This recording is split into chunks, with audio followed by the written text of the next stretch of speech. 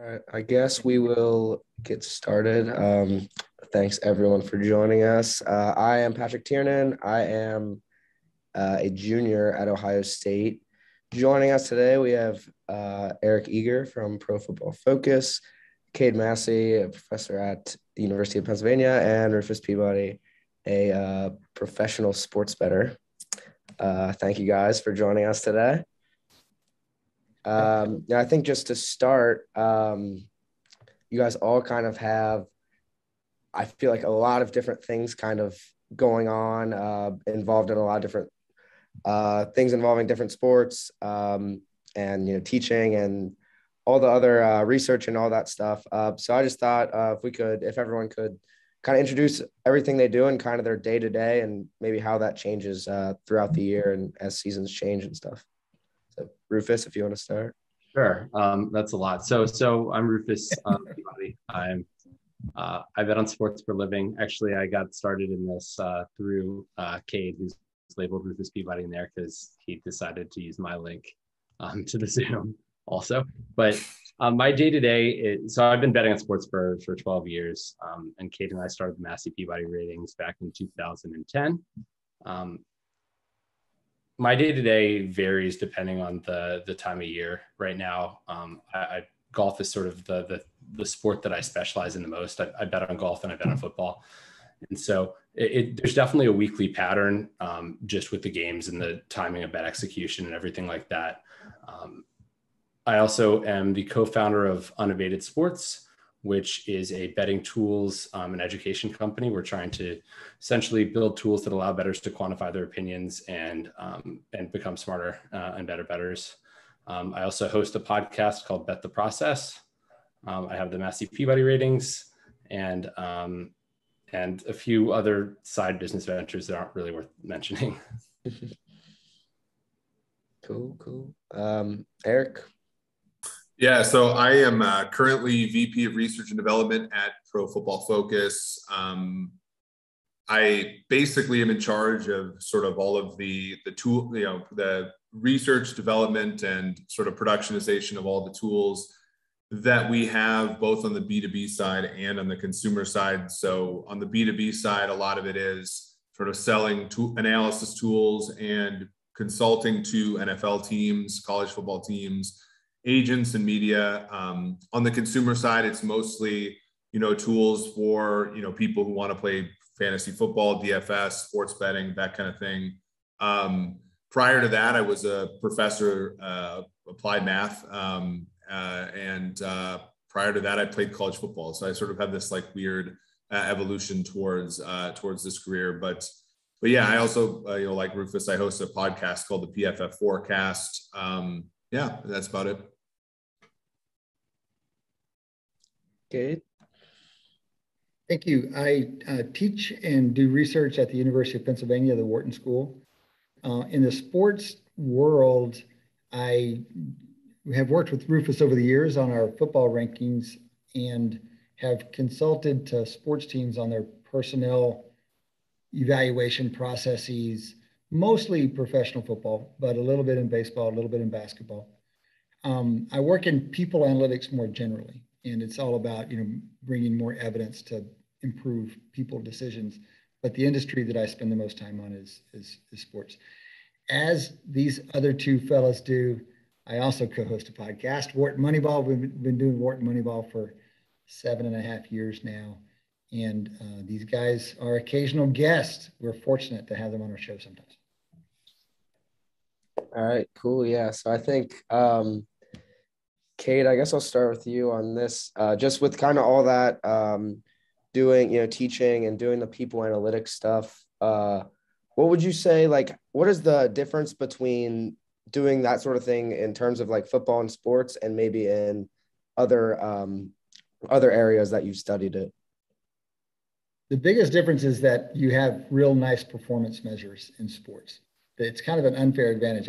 I've been saying for years that what happens in sports analytics is kind of the cutting edge of people analytics, and the stuff that we see happening in sports trickle down and we'll see happen in non-sports organizations down the road. To some extent, that's true. but it's a little too convenient because we mostly don't have the kinds of performance measures in non-sports organizations that we do in sports organizations. It's like the biggest challenge in people analytics and performance evaluation outside of sports is what's a good measure. It's pretty humbling when you find out that it's as hard to do in sports as it is, even though the data are so good. It's like, if it's that hard in sports, what hope do we ever have outside of the sports world? So I'd say that's the biggest difference. Then I guess, so then Rufus, I guess for you, you said, golf and football would be the two biggest sports you're betting on. How would you, I guess, compare kind of the models you're building for those and kind of the difference between betting on the two different sports? Well, I think golf is easier in a way because it is an individual sport. So, but overall, I think, you approach things in the same sort of way. It's about trying to contextualize performance, figure out I start from the bottom up, get as granular data as I can, try to figure out what is skill and what is luck and how persistent that skill is. So obviously fumble recoveries are mostly luck, as I think everybody knows now, but didn't know many or didn't think about, I guess, decades ago.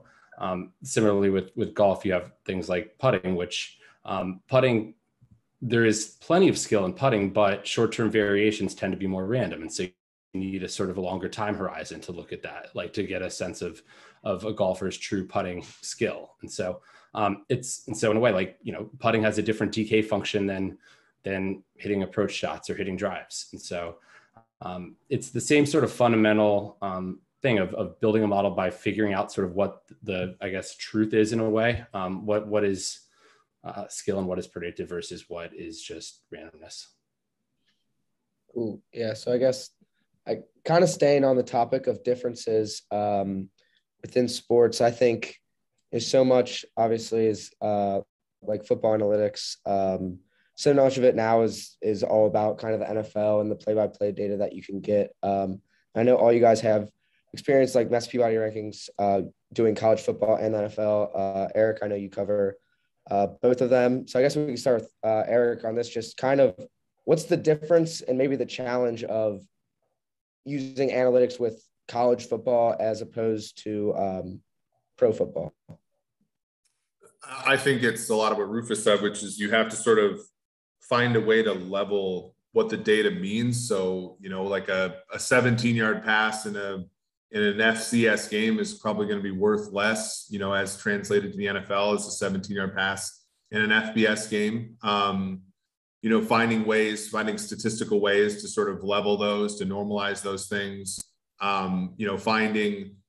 Being able, I think the biggest thing in football is being able to detect non-stationarity over time. Because I know, in a lot of cases, even year to year, it just like is so variable as far as what is, what the true level is for sort of like everything. But that to me is the biggest thing, is sort of like translating what something means in one level versus the other. And you do that everywhere. Like in soccer, you have to sort of do the same thing with Premier League or MLS or Champions League. Like that's not a unique problem to football, but in the NFL and college, it's actually a simpler problem because there's only a one directional, like you can't go from league to league back to the other league.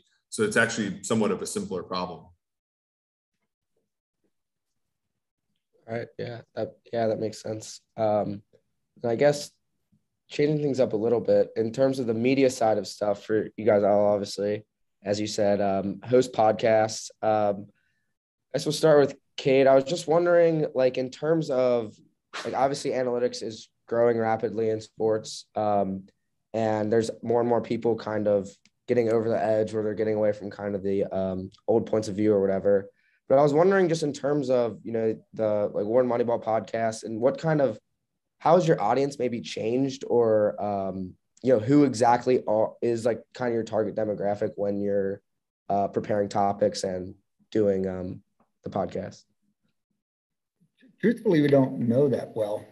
We're like geeky, nerdy sports fans. It's the intersection of like stats and sports, and it's pretty niche. I think that we laugh sometimes with the SiriusXM people about trying to put us on their sports channels, and they're like, "Come on, who from that world wants to listen to you? Because we get people, we honestly get people who listen to us who don't even like sports. They just like statistics and they like thinking through things in kind of rigorous ways. And we're probably better at that than we are sports, to be honest with you. But this COVID thing has been interesting because when COVID hit, we started talking about that just because there were so many studies bouncing around, trying to make sense of models, forecasting. It all was very much what we do, and it really affected sports and affected our lives. And so we've been spending the first quarter of our show each week for a year and a half on COVID. And I'm sure there are some people who just listen to that for that and then turn it away for sports. So I really think it's kind of a weird sports show in that it's more statistics than anything. And that allows us to go to some funny places. Like one last example, we've done a show each of the last 2 years on wildfire analytics.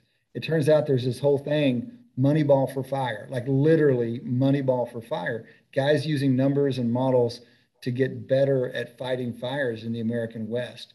And those guys read this stuff, they study this stuff, they use the same language that Daryl Moore uses whenever they're talking to the guys who are fighting the fires.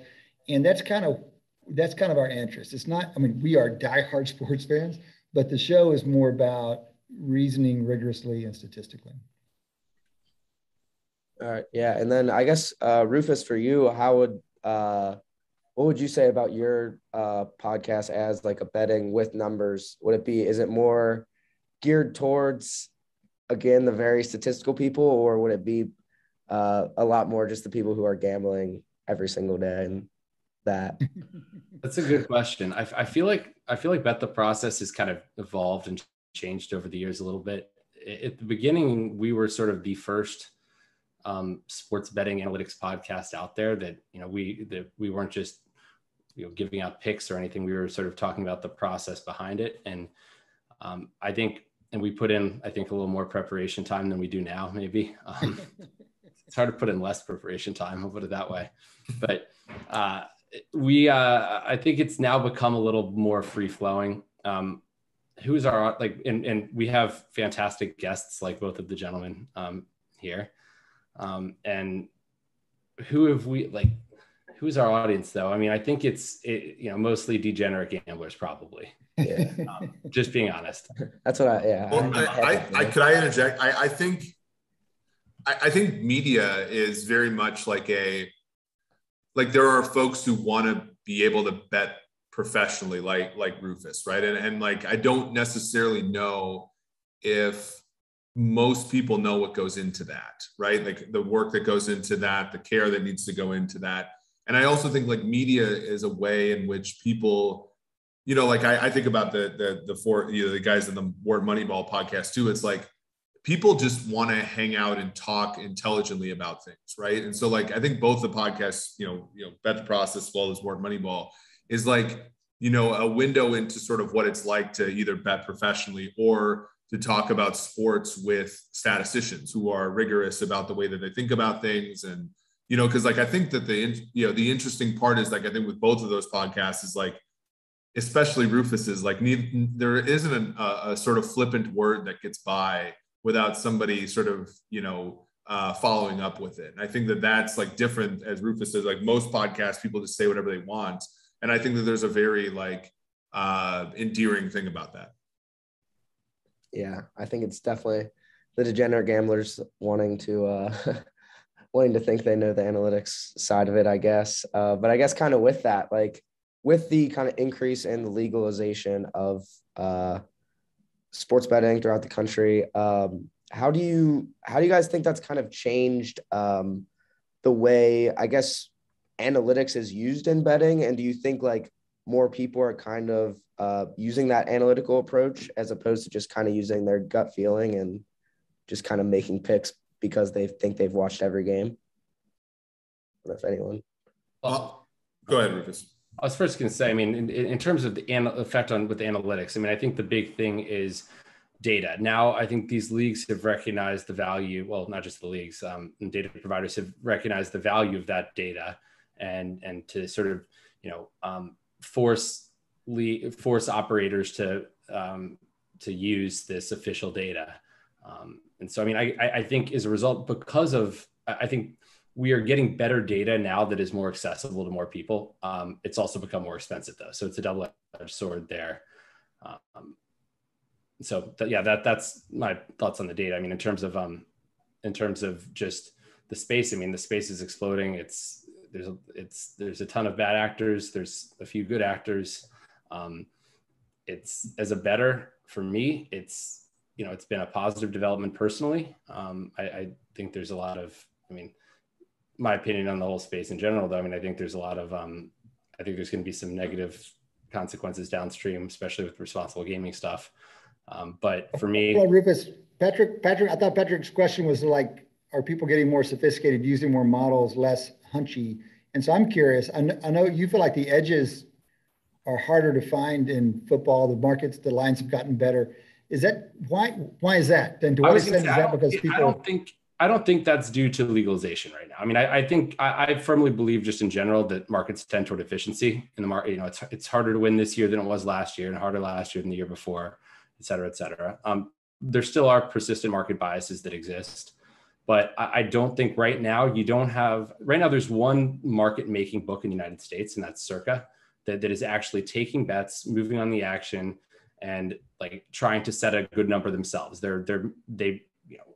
Matt Metcalf makes his own college football numbers. They're a fantastic team there, but these other books are essentially just copycat books. And so a few big offshore books essentially still control the market. It's just, you have a bunch of people free riding on that. So I don't think it's fundamentally made the market more efficient because of that. I think down the line, you will see it get more efficient as you have more sophisticated players get in, especially when you have exchanges launching, where you're going to have some of these Wall Street firms like actually getting involved in market making, which is basically allowing them to become a bookie themselves. So, right. I don't think that any additional, like what we would call recreational bettors, are going to move lines, right? Like they don't really make the market more efficient. I would say, to Rufus's point, like just as somebody who, all the easy modeling, exercises, especially in football, are gone. Like they're incorporated into the market. Like you really have to dive deep and try to find sort of metrics that point in an orthogonal direction to everything else. And that, I think, is like probably frustrating for somebody who has a winning model for a long time, but it's also like a really fun exercise to do. But like, as back, like, as more data becomes available, whether it's from PFF or Sports Info Solutions or Sport Radar or whatever, like if you had a model that was based upon that information and then it became more public, like chances are you're going to lose a little bit of an edge unless you look at the data differently. And that's, that's like the whole thing. I mean, model building is about, I think, two things. One of them is having different information than everybody. And then the other one is synthesizing that information differently.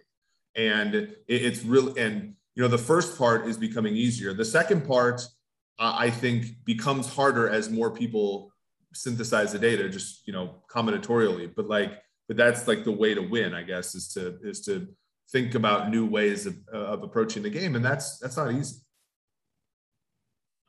Yeah. So I guess we'll switch it up a little bit. I wanted to go back, kind of just in terms of the media side.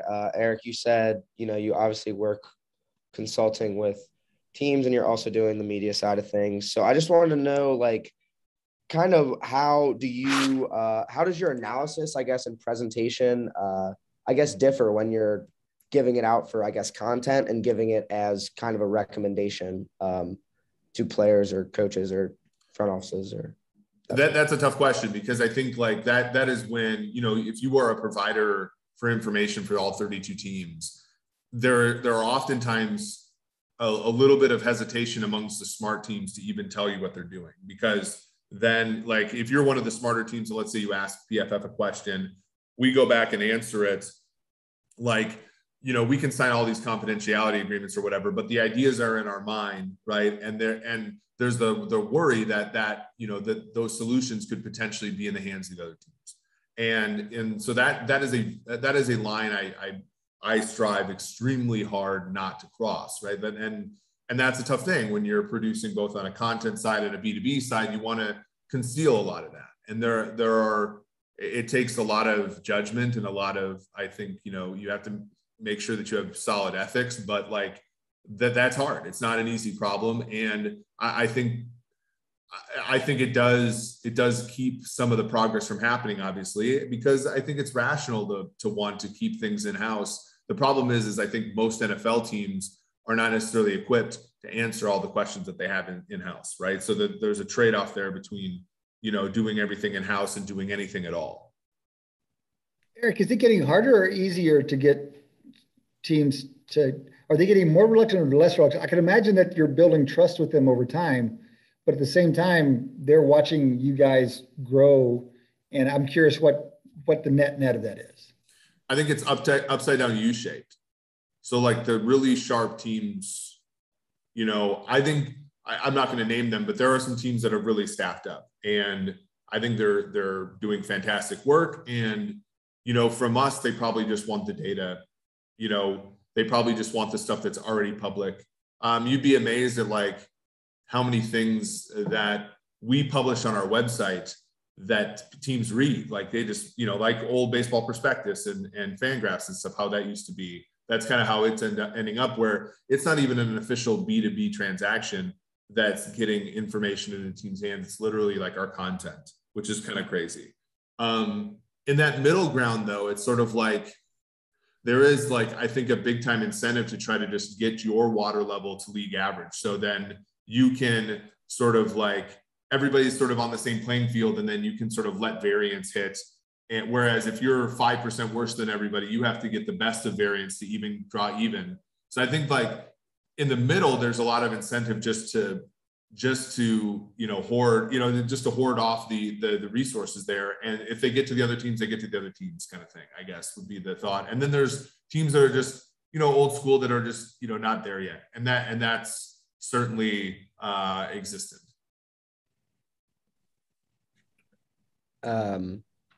Okay.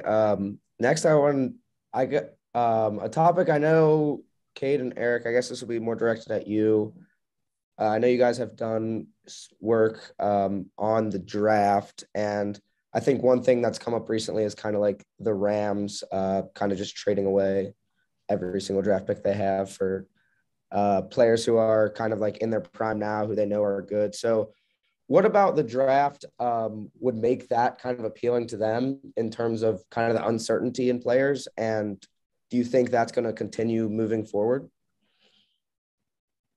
Be curious to hear Eric's thoughts. I mean, the biggest misconception, I believe, is that these veteran signings are certain things.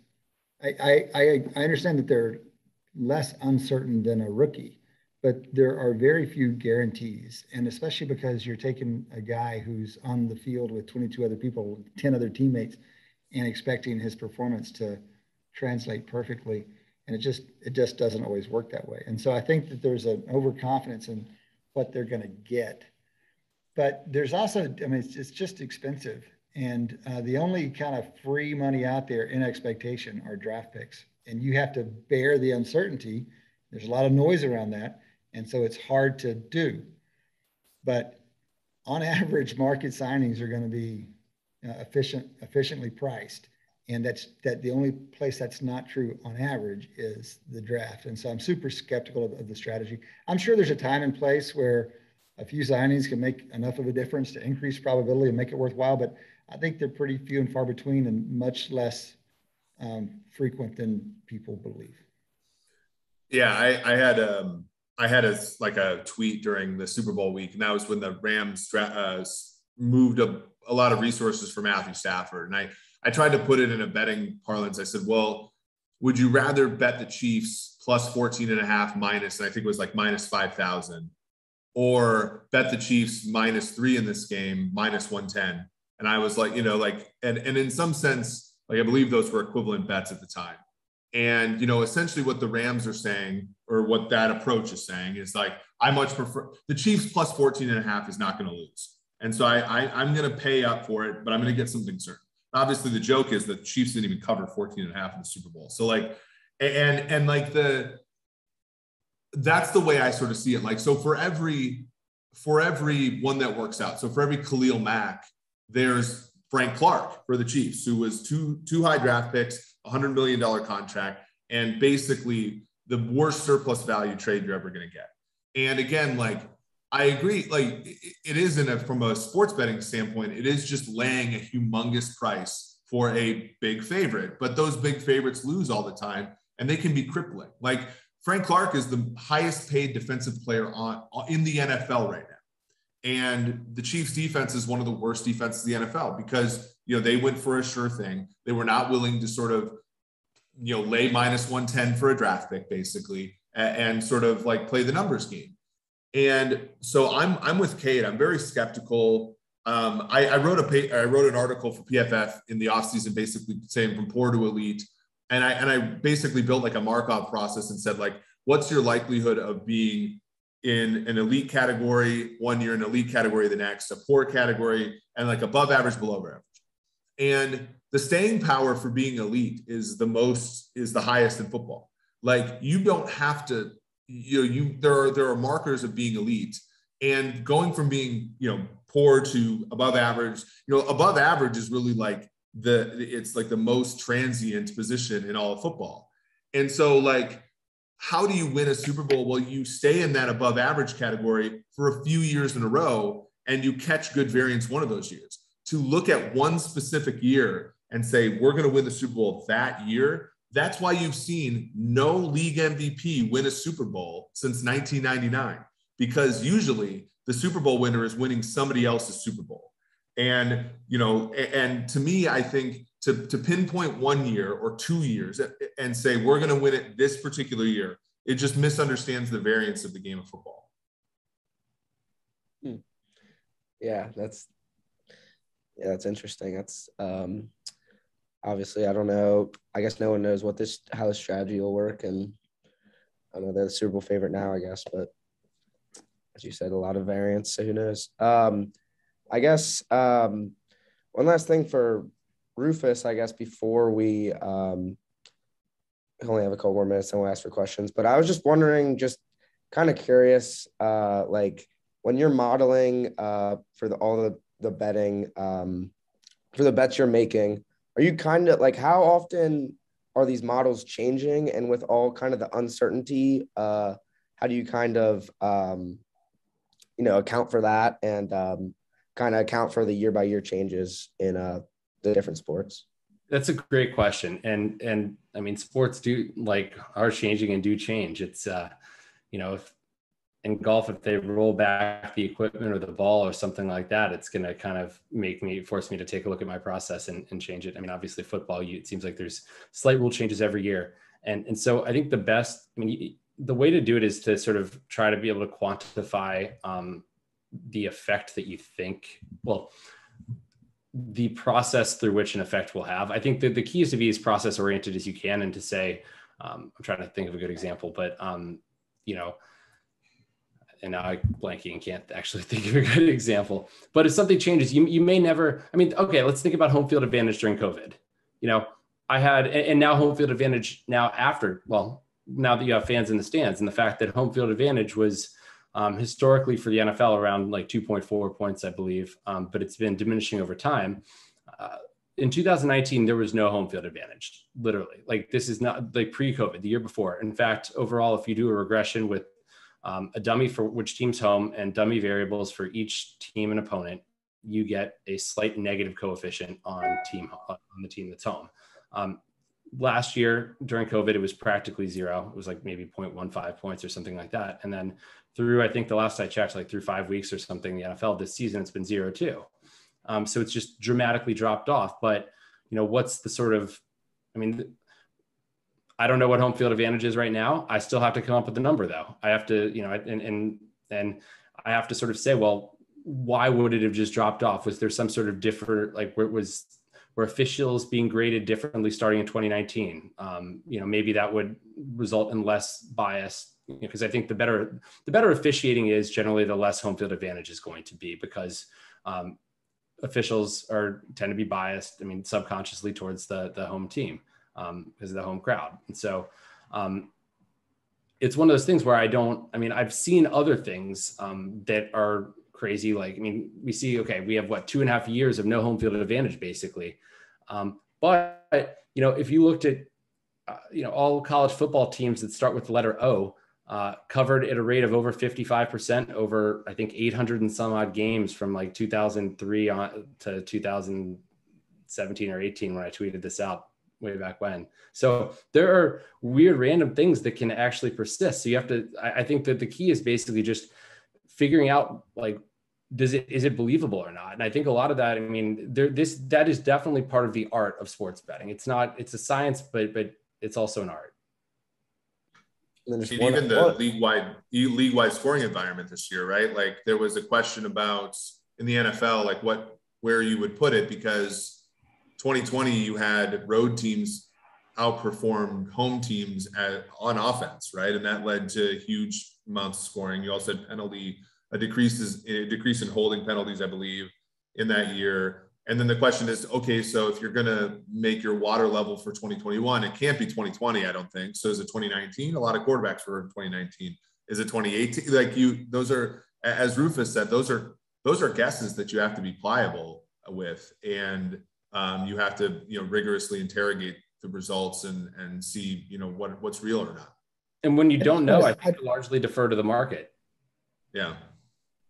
So I want to point out two things there. So what Rufus just said requires humility, because you're trying to beat the market, and yet Rufus is always like considering regressing to the market because he doesn't know. But the other thing, like these guys are both describing, I think it should be emphasized. You can't just feed a bunch of data into a model and turn it on and expect it to give you an answer, a sensible answer. You're making judgments all the time. You have your hands on this thing all the time, even quants. Rufus is a strict quant bettor, but he has his hands on his model all the time. You just can't do it otherwise. We're kidding ourselves to think you can have a purely objective quantitative model. All right, sounds good. We have about 10 minutes left. If people want to ask questions, put them in the Q&A. Yeah.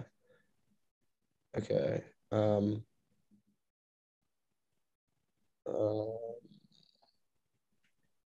me see here. Okay, this question, what is the realistic likelihood of approaching professional or college teams and being taken on as an analytics consultant? Or I guess what would kind of be the steps to get to that point, I guess, is what he's asking. I know specifically of people who have walked into coach's office, asked for jobs, and it's rarely successful, but I've heard it be successful before. Be that as it may, like, I think this also answers, I think, one of the other questions, which is how does creating modules relate to landing job opportunities? Like, I think for me, like, when I hire people at PFF, like, I almost always like know who that person is before I end up hiring, because sports analytics is such that like a lot of public work is being done, so I can like open up a blog, or I can look at the big data bowl, or I've been able to evaluate people in the public space really easily. And even when it comes down to like the interns I hire, like I know how good they are because they've published their own work, or they've, sent me resumes that, and it's not just like, when I'm 35, when I sent my resume, there wasn't like a paper published attached to it. Like nowadays, these students, they have like their work like done, and so you can, it's a much easier task for somebody like me, but it becomes a much harder task for the job seekers, because you have to be sort of like almost a finished product. I mean, that's not always the case, but like in a competitive field like sports, where there's a lot of applicants, that very much is like the reality that folks face. Eric, it's harder because the competition is high, but it's more meritocratic and it's not strictly meritocratic. And of course there's still chance, but I would argue that it's more meritocratic and a little bit less noisy, precisely because of what you're describing. There is this thing called the internet that people can put work out on, and all kinds of people from scratch have created followings. I know teams that have hired guys based on blogs, And so it gives you a very clear path. There's no promises and it's a lot of hard work, but there is a path. And that path is doing work and getting work out there. There's no alternative to that, but that is something within your control. All right, sounds good. We have, all right, so next we're looking at, we're being asked, what is the purpose of a playoff in football and what should be the purpose? Are they trying to find the best team, the most deserving team, trying to make money, etc.? I think it's make money. I think that's always the answer. What do they claim it is? And what do they claim it is versus what do their actions say it is? And the actions say it's to make money, I think. And certainly a team like Cincinnati is not getting a fair shot they should, because they're not part of the club. But I think the whole best versus most deserving is a very, very interesting argument, because I think you want to penalize, like they want to make the regular season worth something. You don't want some team that you have the best team in football played, they could have 3 losses and it could have been, their starting quarterback was injured or something like that. And they lost 3 games to like really close games to top teams, but they might be the best team come playoff time, and so like it's hard. It's a moving target because Cade and I have tried to model it, and I'm going to let Cade take it from here. Don't you think that, I've got a strong opinion about this. I've been surprised at the extent to which the committee seems to go towards best. I really thought, maybe going back to the BCS era, that they weren't going to do enough of that. We always wanted, as analysts, them to pay more attention to the underlying quality of the team. But it feels to me like they've gone too far the other direction, and that they're not, because of that, if you go strictly by best, you go to Rufus's models or Eric's models, you're going to set aside the fact that Michigan State beat Michigan. And you're going to set aside the fact that Alabama just lost the SEC championship game. I just wish they would come up with a model that says, y'all do it on the field for a while. Maybe we'll seed you at the end based on some kind of model, but we're going to take the conference champions or whatever and let the season matter. And then we'll use the models at the end to help out. But we're not going to use the models to override things that we decide matter on the field. I agree. Look at the NFL. You have totally. Teams get left out of the playoffs every year, and bad teams make the playoffs, and it's just, but what the criteria are. And I think that the thing that's most frustrating is you don't know. And it feels like recently that the brand is certainly a factor, right? Teams that almost priors in a way matter. Like the fact that if Ohio State had played had played the same schedule, but were called some other team name, I don't think they'd be where they are probably. Yeah. There's also like the politics of it, right? Like the fact, so in one way, the committee has Michigan over Michigan State, which I think makes sense, right? They're better. They have Alabama over a bunch of undefeated teams, which I think makes sense. They're better. But then there's we haven't put a Pac-12 team in for years. Let's put a Pac-12 team at third and say, we dare you to win out and put a Pac-12 team in this, right? And then basically, like, once Ohio State got into the top 4, they're like, oh, no. Oregon beat Ohio State, so they're ahead, even though I think most of us would favor Ohio State on a neutral against Oregon. So like it's the inconsistency that I think is interesting, right? And like, and I agree, like as somebody who tries to model this, just tries to look at like the history of the way the committee has voted and stuff, like there are some key markers, but at the same time, like there is a team like Cincinnati who like has, there's unprecedented for them to even be in the conversation right now. And that's presents a new challenge. It's honestly, this is one of the more hypothesis driven and less data driven exercises that a modeler can be in, is to try to sort of reverse engineer what the thought process of a committee is. But I feel like Rufus and I were one of the first to try to do that. We were doing these playoff predictions in like year 2. And at first we thought we were just project end of season standings and records and just kind of make sense of it after that. And we're like, well, let's try to do the committee. And then it turned out you could do a decent job, but they've been a moving target. But Eric, you said this thing about, they have Michigan over Michigan State. That's okay because they're better. They have Alabama over undefeated. That's okay because they're better. But to me, that just, I get it. I'm a modeler. I'm about power rankings. I get it. But this also is like, why are we even doing this at this point in the season? Because yeah, I think Michigan's better. So I guess in some sense they're ahead, but I really don't care. I just want to know who wins the Big Ten. And Yeah. it just gets screwed up because we're doing these shows every week back to the first question, to make more money. Do you think, here's a question for you guys. Do you think that the ratings would be better if the committee didn't have to put out ratings during the middle of the season, essentially? Because like my point being that they're biased because they feel like they have to go according to some criteria, be consistent with what they did in the past, et cetera.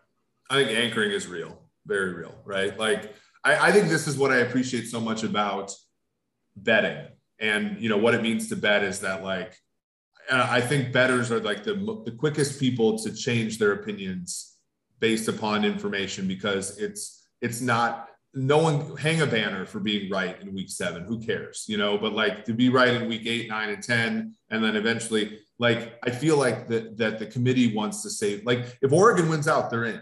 No matter how they do it, I think that they're in. And that's almost completely because of where they were put initially. And I think that's what if Oklahoma beats the next 4 opponents by 3 touchdowns? Like, they're probably not in if everybody else wins. And I think that's completely based upon where they started. Because it's based on Oklahoma barely beating Kansas, right? Yeah, exactly. Like, and Oregon having this random win against Ohio State in like week 2 or whatever it was. All right. Well, we have our last couple ones I think we're going to do are all towards you, Rufus. Some betting questions. First, how many hours a week is spent on gambling? Over 40. I mean, it used to be, when I got my start in this, like, hell, my first year betting football professionally in 2009, I would pull an all-nighter on Friday, and then occasionally also on Saturday. I would get like 3 hours of sleep on Saturday, and then I would sleep like 16 hours on Sunday night. Like, I can't grind as hard as I once did. Right now, the challenge is all these other, my attention's divided among a lot of things, which makes it harder. But certainly, 40 hours a week at least. And I would say, and that's because I have a lot of processes like that are already running. Like, for example, golf, like I do work on Monday, and then my traders and betting, like, handle the betting partners, handle the bet execution the rest of the week. Like, everything's automated from there on out, so there's a ton of upfront work basically, but there still is, like, as Cade mentioned, like, you still have to put your finger on the scale. I mean, there's no such thing as just set it and forget it. So the answer is a lot of work generally though. And then, all right, then to follow up on that, how are you weighting your bets, and do you hedge your bets when it makes sense profit wise, or are you just riding the models?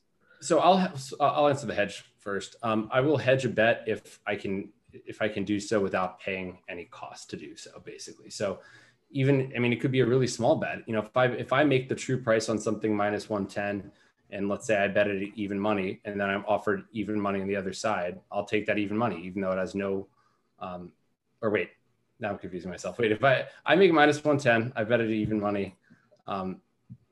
If I get plus 110 on the other side, sorry, I would take it, even though there's no value, because it's going to reduce my variance without hurting my expected profit. So in terms of bet staking, it varies from sport to sport. I'm not someone, I think my strength is not being good at the outliers. It's being, having a model, like as a modeler, I want to be right on the vast majority of things rather than be right occasionally on something very big. And so it means that I'm probably not going to be as great. I'm not Mark DeRosa betting a ton on Lamar Jackson to win the MVP based on some narrative, which played out. And so I will say I'm conservative in my bet sizing relative to my bankroll. But because you don't know what your true edge is ever, you can estimate based on the past how much to regress to the market. I don't want to be left having, I'm not, even if I have one bet that looks like it's a much bigger edge than the others, I have a size where I'll max out. And if I have a bet that looks like it's too good to be true. It probably is too good to be true, and I'm probably missing something. So. All right. That's all I have. Thank you guys. I know Dr. Ruddy and Dr. Draper have something that I think they want to ask you, or can you guys hear us? Yes, sir. This is John Draper. I want to take responsibility for this, but Cade, you got a big rivalry game this weekend versus Kansas. I didn't know, is Texas back is what I wanted to try to figure out. I'm sorry, the connection's not coming through. I don't quite. Can you? My dad's actually going to the game. My sister lives in Austin, so he's going to get to check it out. I can't quite make it out. Sorry, must be a bad connection. Sorry. Thank you so much for joining us, everybody. Great to have you. Yeah. Thanks, guys. Thanks, guys.